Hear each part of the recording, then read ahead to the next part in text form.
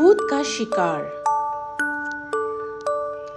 आना और एल्सा शाही नींद की पार्टी कर रहे हैं। उस पार्टी में कुछ पढ़ने के लिए ओलाफ एक भूत की कहानी का किताब लेके आता है। आना कुछ तकिए और कंबल लेकर आती है और एल्सा पार्टी में खाने के लिए कुछ सामान लेके आती है। वे एक आरामदायक जगह ढूंढते हैं। वे अपना नाश्ता खाते हैं। एल्सा उन सब के लिए भूत की कहानी पढ़ती है। कहानी पढ़ते पढ़ते आना को नींद आ जाता है और वो सो जाती है। एल्सा भी जमाई लेती है, लेकिन ओलाफ वो नहीं थकता, वो जागा हुआ रहता है। ओलाफ एक भूत ढूंढना चाहता है। वो भूत की तलाश में निकल जाता है। ओलाफ को एक अंधेरा महल मिलता है, लेकिन उस अंधेरे महल में उसे कहीं भी भूत नहीं दिखाई देते। ठम! कुछ टकराने का आवाज आता है। ओलाफ सीढ़ियों से नीचे की ओर गिरते हुए चला जाता है। यह आवाज सुनकर आना और एल्सा दोनों ही नींद से जग जाती है। ये आवाज सुन के वो दोनों हैरान हो जाते हैं और वो ओलाफ को ढूंढने लगते हैं। एल्सा एक मोमबत्ती जलाती है। फिर दोनों बहनें एक अंधेरी गलियों में जाते हैं और वहां कुछ तलाश करने लगते हैं। आना और एल्सा सीढ़ियों से नीचे देखती है। उन दोनों को वहां एक भूत दिखाई देता है।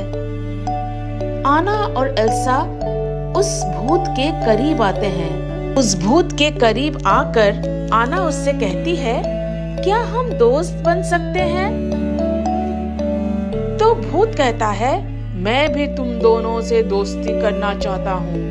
क्या मैं आप दोनों के गले मिल सकता हूँ? और ये सुनते ही एल्सा उस भूत की चादर खींचती है और चादर खींचते ही वो कहती है, अरे ये तो कोई भूत नहीं है, ये ओलाफ है। ओलाफ को वहाँ कोई भूत नहीं मिलता है।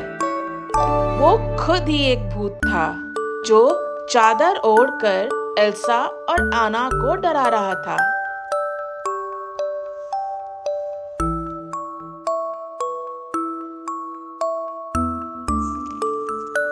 मेरा नाम मिराबेल मैड्रिगल है। मैं अपने परिवार के साथ एनकैंटो नामक जादुई जगह में रहती हूँ। कई साल पहले दादी एल्मा और दादाजी पेड्रो ने हमारे परिवार को खतरे से बचाया था, लेकिन दादाजी पेड्रो हार गया। फिर एक चमत्कार हुआ। एबुएला की मोमबत्ती से एक जादुई जगह विकसित हुई और यह एनकैंटो था।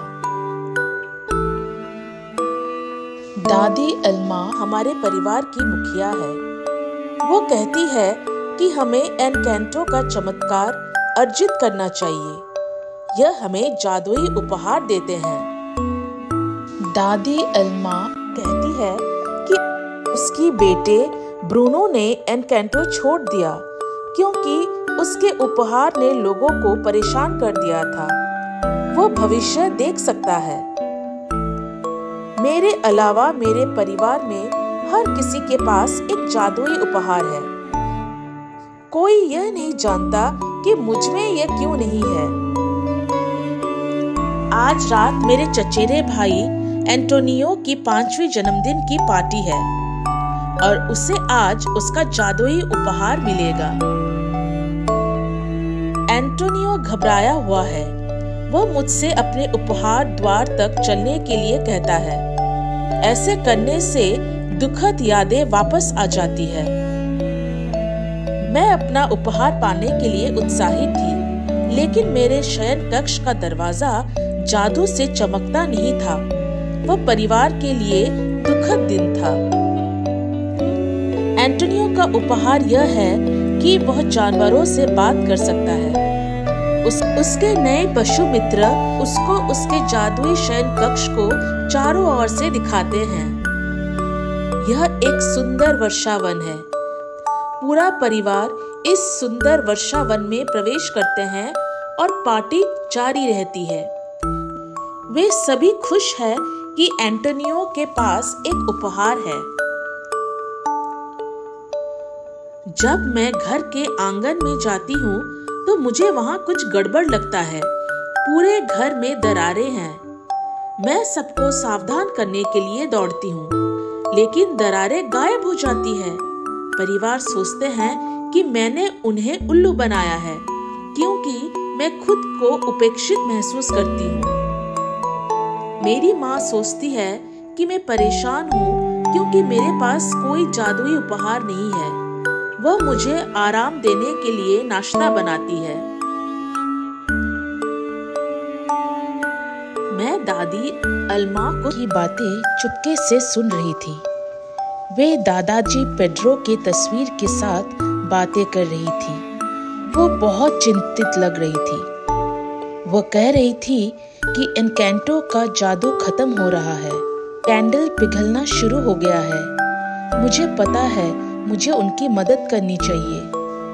मेरी बहन लुइसा मुझे बताती है कि हमारे भाई ब्रूनो ने एक सपना देखा है, लेकिन उसने वो सपना पूरा नहीं देखा। उसने उस सपने में जो भी देखा उससे वो डर गया। मैंने ब्रूनो को घर में छिपा हुआ पाया। मैं उसका विजन पूरा करने में उसकी मदद कर रही हूँ। इसमें कहा गया है कि मुझे अपनी बड़ी बहन इजाबेल को गले लगाने की जरूरत है। इजाबेल एकदम सही है। वो जहाँ भी जाती है फूल बन जाते हैं, लेकिन इजाबेल और मेरी आपस में नहीं बनती।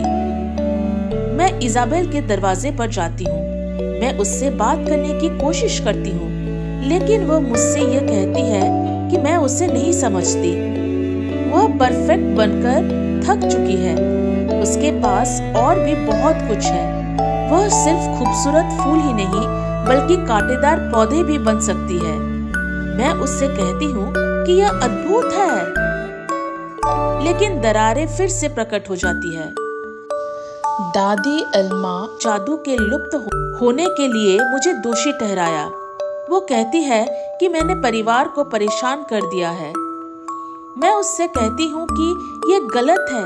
घर हिलता है और टूट जाता है। यह अपना जादू खो रहा है। मोमबत्ती बुझ जाती है। मेरे परिवार अपने उपहार खो देते हैं। दादी मुझे नदी के किनारे पाती है।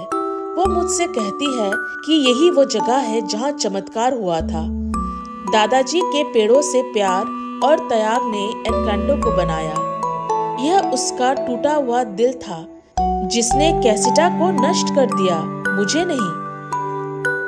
दादी मुझसे कहती है कि मैं उसे याद दिलाती हूँ कि जब चीजें अंधकार में लगती है तब भी आशा हमेशा होती है। एबुएला और मैं घर लौट आते हैं।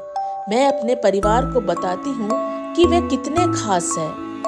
मैं एनकैंटो के पूर्ण निर्माण के लिए मिलकर काम करने लगती हूँ। जादू बहाल हो गया। हर दिन मैं अपने परिवार और खुद को सर्वश्रेष्ठ देखना चाहती हूँ। मुझे मेडिगल परिवार में होने पर गर्व है।